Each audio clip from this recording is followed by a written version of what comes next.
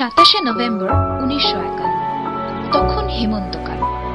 কলকাতার কালীঘাটের বুকে জন্ম নিল একটি ছেলে, যার ছোট থেকে বড় হয়ে ওঠাটা একটি নজির সৃষ্টি করে। সেই কিশোর বয়সে যখন স্কুলে যাওয়ার কথা, তখন তার ভাবনা চিন্তার মূল বিষয় ছিল রেশনের দোকানে চাল কিনতে গেলে মারপিটের প্রয়োজন কোথায়? খিদে তো সবার পায়, খাবার সবাই পায় না কেন? এক কলসি জল তুলতে গিয়ে কি এতটাই অপমানের সম্মুখীন হতে হয় কেন? এখান থেকেই শুরু জীবন যুদ্ধে জিতের তৈয়ারি করা।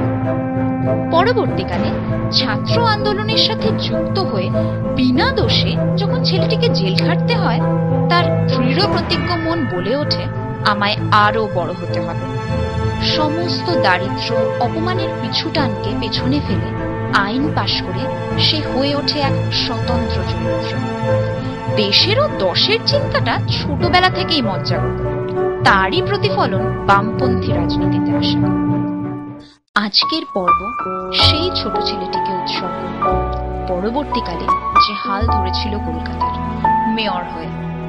হ্যাঁ, ঠিকই ধরেছেন, আজ আমরা কথা বলবো আমাদের প্রাক্তন মেয়র শ্রী বিকাশ রঞ্জন ভট্টাচার্যের সাথে।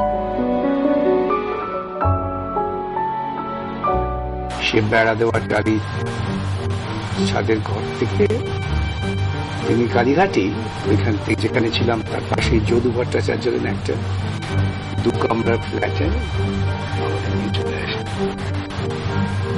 বলা যায় 10x10 কিংবা 10x12 ঘরের 2 কামরার ঘরে। আমরা 4 ভাই, 1 বোন, বাবা মা। আমাদের অবিবাহিত মামা আমাদের সঙ্গে থাকতেন। দুষ্টুমি করার সুযোগও ছিল, তার কারণ যেহেতু বাড়ির ভেতরে বেশিক্ষণ সময় কাটাবার মতো পরিমণ্ডল ছিল না, পরিবেশ ছিল না, বাইরে বেরিয়ে পড়তেই হতো, সারাদিন রাস্তায় ঘুরে বেড়ানো। যদি আপনারা ওকে বলতেন যে বোমটম মেরেছে, সেটা গ্রহণযোগ্য। চুরির অভিযোগ দিলেন কেন? তো পুলিশ নাকি বলেছিলেন যে উপায় নেই, আমাদের কথা ছিল ওকে গ্রেপ্তার করতে হবে, কোনো একটা অভিযোগ দিতে হবে, চুরির অভিযোগ। কখন থেকে মনে হলো যে communism is the way you want to follow? সেটা কিন্তু ওই যে বললাম, যখন দেখছি রেশন দোকানে যেতে হচ্ছে, কেরোসিন তুলতে হচ্ছে, আর তার বিরুদ্ধে একমাত্র বামপন্থীরা, মূলত সিপিআইএম লড়াই করছেন, তারাই মাঠে ময়দানে মানুষের হয়ে কথা বলছেন। এবং সেটা থেকে ধীরে ধীরে একটু খোঁজখবর নিয়ে দেখলাম যে পৃথিবীর বুকে তখনও সোভিয়েত রাশিয়ায় তো মানুষের জীবনে দুঃখ কষ্ট কম, বেকারিত্ব নেই, সবাই স্কুলে যেতে পারছে, তার বিজ্ঞানের অগ্রগতি আকাশ ছোঁয়া। এইসব দেখে তখন মনে হয়েছিল যে কমিউনিজম হচ্ছে একমাত্র রাস্তা।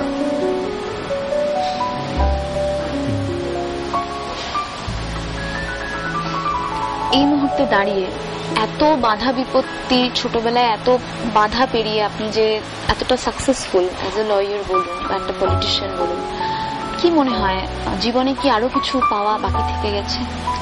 না, ব্যক্তি জীবনে খুব চাওয়া পাওয়া নিয়ে আমি আদৌ চিন্তিত নই। তেমন কোনো আকাঙ্ক্ষাও নেই যে এটা আমাকে পেতেই হবে, এটা না পেলে আমার বোধহয় পূর্ণতা এলো না। না, আমি তো ভাবি না। বরং মনে হয় যে ব্যক্তি জীবনে একটা সাধারণ 5 জন মানুষ যা পেতে পারে, আমি বোধহয় তার থেকে বেশি পেয়েছি। কিন্তু সমাজ জীবনে অনেক কিছু আমার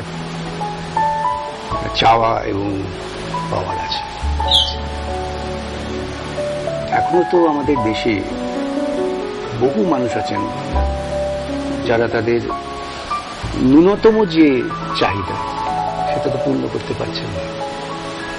আমি শুধু একটা খুব সাফল্যের জায়গায় থাকলাম, প্রাচুর্যের জায়গায় থাকলাম, সেটা আমাকে কিন্তু পরিপূর্ণভাবে সন্তুষ্ট করে না। আমি দেখি তো এখন তাকে, আজ চেম্বারে একদল আসেন যে আমার মেয়ের বিয়ে দিতে পারছি না, আমি ঝাড়ুদারের কাজ করে গিয়ে সাহায্য করি। কিছু মেয়েরা আসে, ছেলেরাও আসে সেলস গার্ল হিসেবে, যে এটা কিনুন, এটা না কিনতে পারে আপনি যদি না কেনেন তাহলে কিন্তু আজকে আমার বাড়িতে খাওয়া হবে না। সেদিন যেমন প্রায়শই হয়তো অনেককেই ফেস করতে হয়, রাস্তা দিয়ে হাঁটছি, মানে হঠাৎই আমার কানে এলো একটি বাচ্চা তার মাকে বলছে খেতে দে।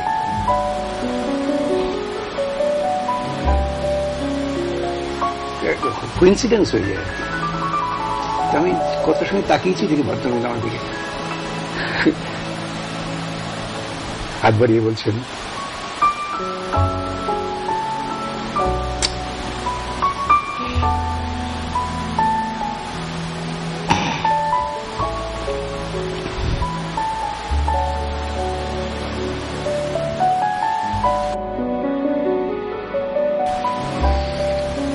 যে আমাকে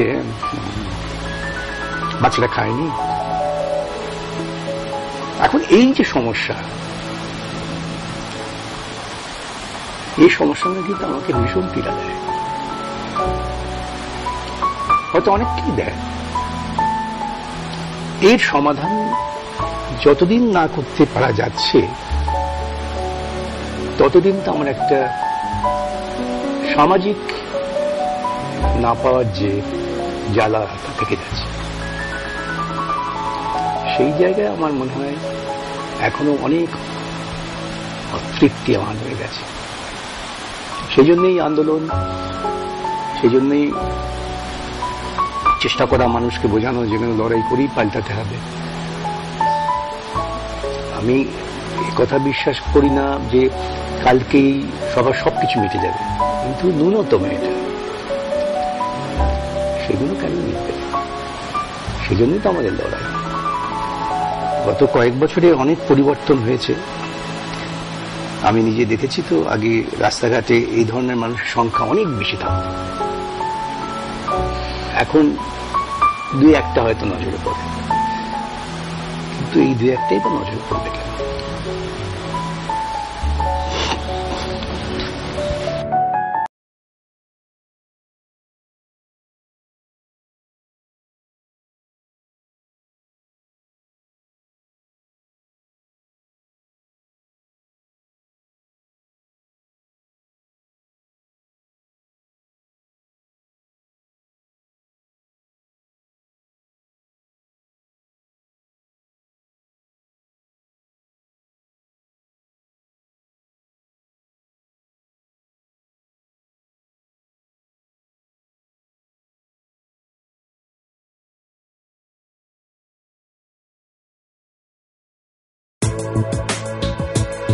স্যার, আমরা এবার আমাদের একটা সেগমেন্ট আছে হার্ড টক বলে।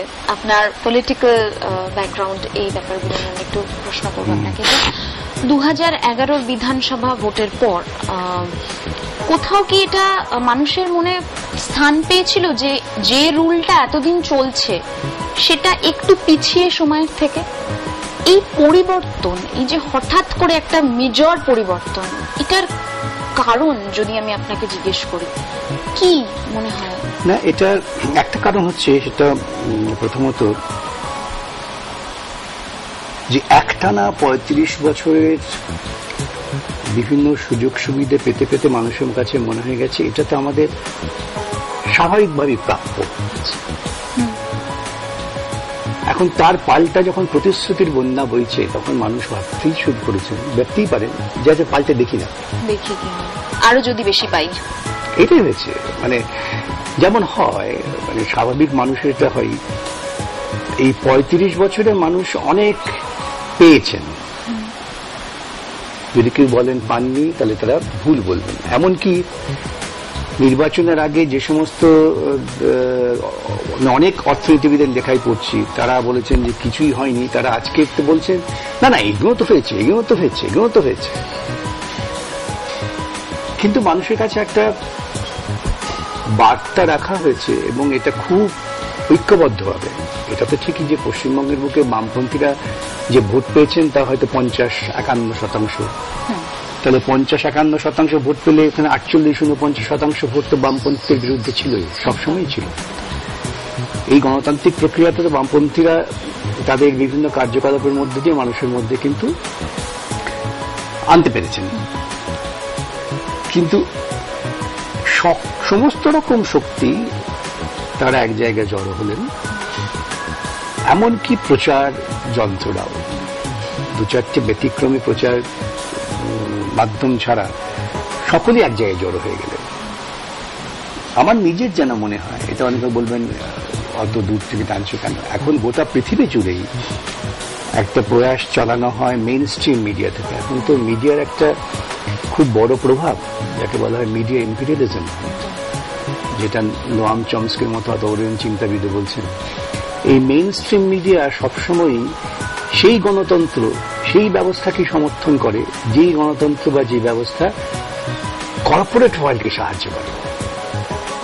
সেখানে বলছে কর্পোরেটক্রেসি কাজ করছে।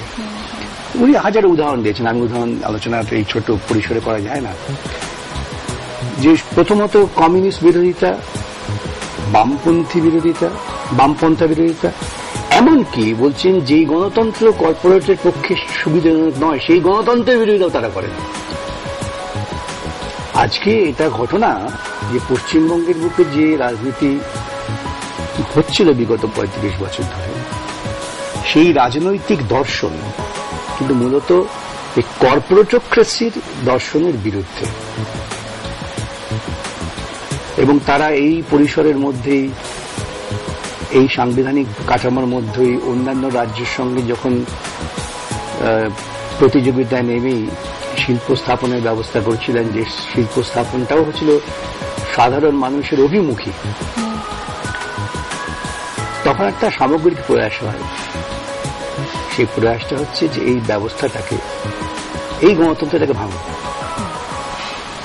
এই গণতন্ত্রটা আমাদের, দর্শনটা আমাদের পক্ষে কাজে লাগবে না, হেল্প করছে না, আমাদের বিজনেসকে হেল্প করছে না, সেইটা পরিণতি হচ্ছে এই।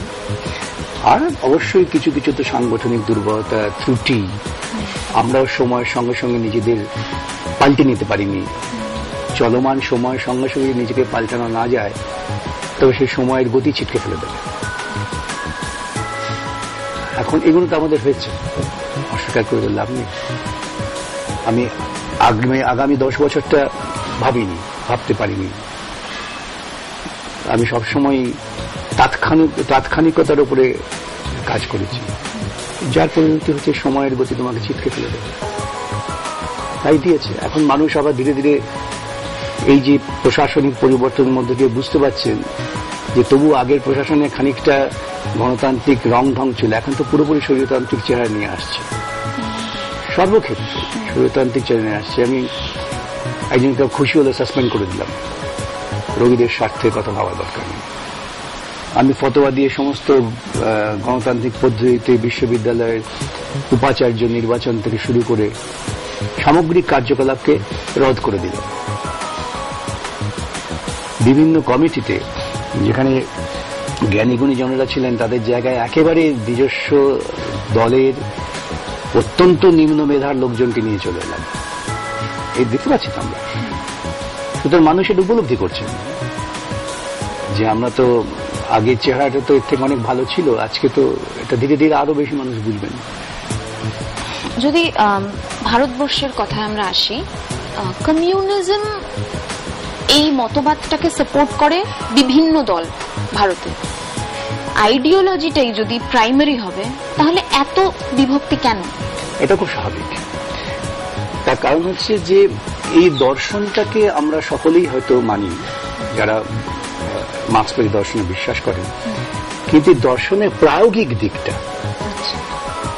এটা কিভাবে আমি প্রয়োগ করব, সেই প্রয়োগের ক্ষেত্রে ভিন্ন ভিন্ন দলে ভিন্ন ভিন্ন মতামত থাকতেই পারে। সেটা কৌশলগত কারণ, মূলগত কারণে তার কোনো বিরোধ নেই। আমি এখান থেকে পৌঁছতে চাই ধর্মতলার মোড়ে, সকলে হচ্ছেন ধর্মতলার মোড়টাই হচ্ছে আমার লক্ষ্যমাত্রা। যাওয়ার পথে কেউ মনে করছেন যে আমি একটু আলিপুর হয়ে যাব, কেউ মনে করছেন হয়তো আমি একটু বাইপাস হয়ে যাব, কেউ মনে করছেন ফ্লাইওভারের তলা দিয়ে যাব। সেটা তার চিন্তা যে জিওগ্রাফিক্যালি সে কোনটাকে মনে করছেন ক্লোজার টু দ্য টার্গেট।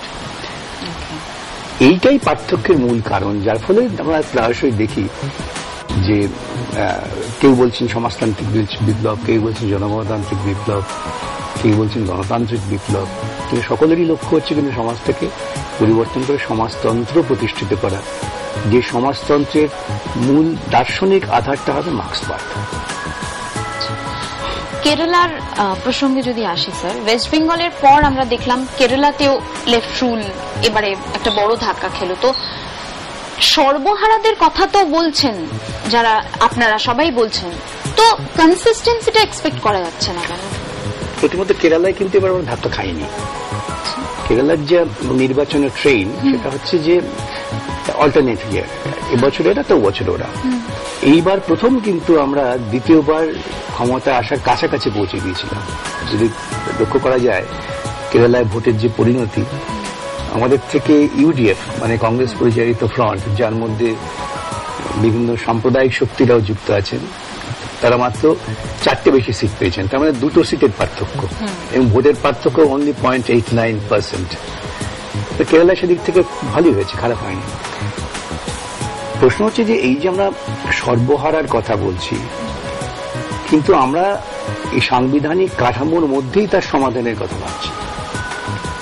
যদিও আমরা জানি সকলেই যে এই সাংবিধানিক কাঠামোর মধ্য দিয়ে থেকে এই সমাধানটা চূড়ান্তভাবে সম্ভব নয়, কিন্তু আমাদের থাকতে হবে। তাহলে আমরা চাইলেই তো হবে না। ব্যাপক মানুষকে যতক্ষণ আমরা এই চিন্তা চেতনায় উদ্বুদ্ধ করতে না পারছি, ব্যাপক মানুষ যখন নাকি এই চেতনায় নিজেদের তৈরি করে এগিয়ে না আসছেন, তখন আমার চাওয়া না চাওয়াটা মূল্যহীন। সেই জায়গায় যাবার জন্য কিন্তু আমাদের এই সংসদীয় গণতন্ত্রের কাঠামোর মধ্য দিয়ে, নির্বাচনের মধ্য দিয়ে বিভিন্ন যে জনকল্যাণমূলক কর্মসূচি গ্রহণ করা যায়, এই কর্মসূচি গ্রহণ করার মধ্য দিয়েই আমরা এগোবার পথে যাব। সেক্ষেত্রেই মানুষ দেখবে, দেখছেও আজকে যারা যথার্থই সর্বহারা, যে তাদের স্বার্থের কথা কোন রাজনৈতিক দল, কোন রাজনৈতিক মতাদর্শ প্রতিফলিত করছে। যেটা আরেকটা মেইন প্রশ্ন বারবারই মাথায় আসছে, সেটা হচ্ছে এখনকার শাসক দল আর এখনকার বিরোধী দল। বিরোধী দল তো অবশ্যই আমরা জানতাম যে বামফ্রন্ট, তো শাসক দলও বলছে যে আমরা বামপন্থী ঘেঁষা সর্বহারাদের কথা বলি। ডিফারেন্সিয়েশনটা করবো কিভাবে? এটাই খুব গুরুত্বপূর্ণ প্রশ্ন। একটা হচ্ছে বামপন্থীদের কথা বলি বা গরিব মানুষের কথা বলি, এটা কিন্তু বিচারের বিষয় নয়। কি করছি আমরা? বিচার করি, হাজার রকম কথা আমি বলতে পারি, কিন্তু আমি কি করলাম? আমার কর্মসূচি রূপায়ণের দিকে কি লক্ষ্য? সেই কর্মসূচি রূপায়ণের লক্ষ্যে কি আমি যথার্থই সাধারণ মানুষ তাদের দুঃখ কষ্ট নিরসনের জন্য মৌলিক চিন্তা করছি? যে মৌলিক চিন্তাটা বামপন্থীরা করেন। আমি সারাদিন ধরে কাঁদলাম, কীর্তন করলাম গরিব মানুষের জন্য, তাতে আমি গরিব মানুষের বন্ধু হলাম না। আমাকে দেখতে হবে যে গরিব মানুষের যে দুঃখ কষ্টের মূল কারণগুলো, সেই কারণ রাজনৈতিক কারণ, অর্থনৈতিক কারণ, তাকে তাড়াবার জন্য আমি কি করলাম। আজকে যারা ক্ষমতায় এসছেন নির্বাচনী প্রক্রিয়ার মধ্য দিয়ে, মানুষ তাদের ভোট দিয়েছেন, তারা ক্ষমতায় এসছেন, তারা বামপন্থী বললেই তারা বামপন্থী হয়ে যান না। গণনাট্য সংঘের কিছু গান বাজিয়ে দিলেই গণনাট্য সংঘের সংগ্রামী ঐতিহ্যের সঙ্গে নিজেকে মিলিয়ে দেওয়া যায় না। এরা একদিকে রবীন্দ্রসঙ্গীত বাজাচ্ছেন আর আরেকদিকে আক্রমণ করছেন সমস্ত গণতান্ত্রিক মূল্যবোধকে, যেটা রবীন্দ্রনাথের চিন্তা চেতনার বিরোধী। তাহলে আমি তাকে বলবো মেকি।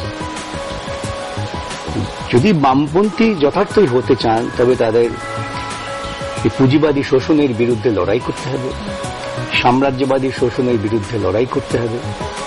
তা তারা করছেন না। তারা বলছেন আমরা টাটার বিরুদ্ধে। কেন? টাটা সিঙ্গুরে কারখানা করতে এসেছিল বামফ্রন্টের জামানায়, কিন্তু তারা এই কথা একবারও বলছেন না যে আমরা পুঁজিবাদের বিরুদ্ধে, তার জন্য লড়াইও করছেন না।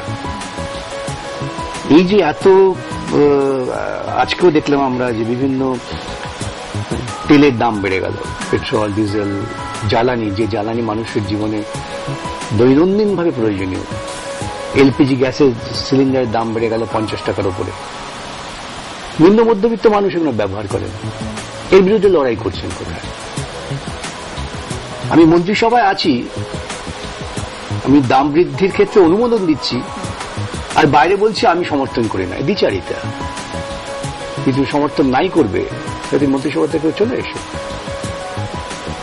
মুখ্যমন্ত্রী তো ইতিমধ্যেই বলেছেন যে তার শপথ নেওয়া থেকে আজ অব্দি যে উনি নাকি 75% কাজ যা যা উনি কথা দিয়েছিলেন সেটা করে ফেলেছেন। এটা কি সত্যি মানে সম্ভব? মানে রিয়েলিটি ওয়ার্ল্ডে আমরা যদি গ্রাউন্ডে দাঁড়িয়ে কথা মানে জিজ্ঞেস করি। মুখ্যমন্ত্রী তিনি মানুষ তাকে ভোট দিয়ে মুখ্যমন্ত্রী করেছেন, উনি এই ধরনের কথা বলতে অভ্যস্ত।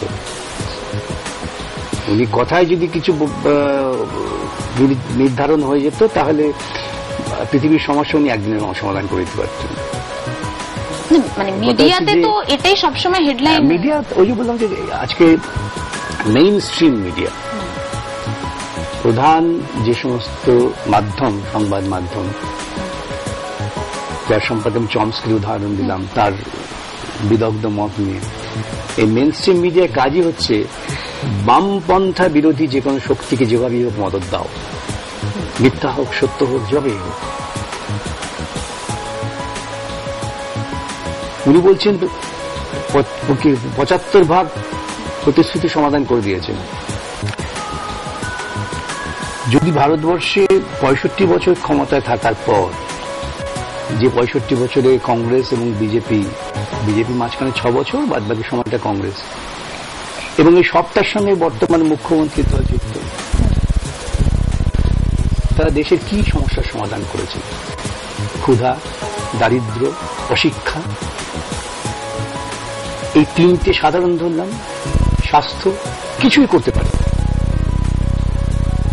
কিছু বড় লোক তৈরি হয়েছে যাদের নাম ফরবেস ম্যাগাজিনে বেরোয়, আর ক্ষুধার্ত মানুষের তালিকায় ভারতবর্ষ প্রায় শীর্ষস্থানে আছেন। সাব সাহারান কান্ট্রির সঙ্গে তার তুলনা হয়। কেন করতে পারবেন না? এত সহজ মুখে বলে দেওয়া যে 75% করে দিলাম। এই বাচালতা, এখন উনি ভাবছেন ঝোঁকে যে সবাই তাকে হা হু করছে, কিন্তু ইতিহাসে এই বাচালতাকে তাকে একদম ঠিক এমন জায়গায় স্থান করে দেবে যে স্থানে শুধুমাত্র বাচাল কিছু রাজনৈতিক জায়গা পেয়েছে, আর কিছু।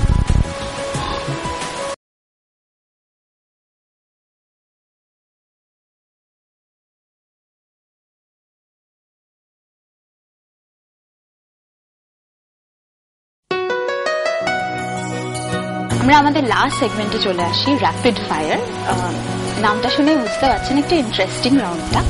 কফি না লিকার চা? হ্যাঁ, লিকার চা, চিনি ছাড়া। আচ্ছা, মোস্ট ইন্সপায়ারিং পার্সোনালিটি আপনার কি মনে হয় আপনার জীবনে? আমার জীবনে নেতাজি সুভাষচন্দ্র বোস। সোশ্যাল নেটওয়ার্কিং নাকি আত্মকেন্দ্রিকতা? আমি ঠিক এর মাঝামাঝি জায়গায় আছি।